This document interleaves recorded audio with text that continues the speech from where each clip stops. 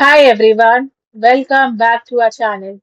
Today in this video, we are going to see how to fix Optus Home Internet not working, NBN outage check, modem reset and DNS fix.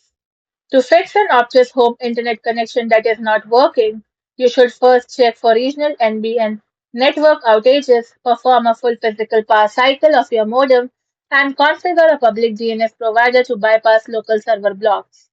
Step 1. Check for the NBN or Optus outage. Visit the official Optus service status page or log into My Optus app using mobile data to see real-time maintenance map. Then input your address and click search button.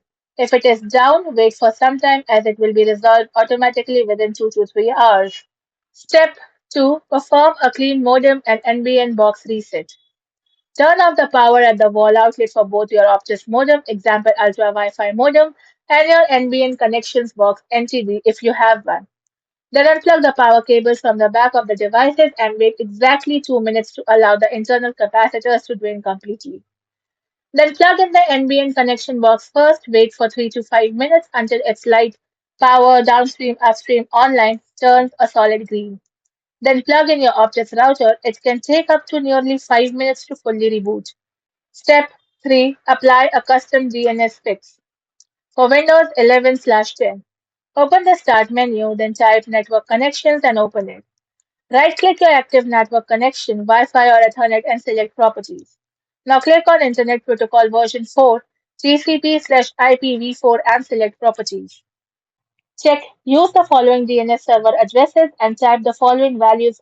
Preferred DNS server 1.1.1.1, Cloudflare or 8.8.8.8 Google.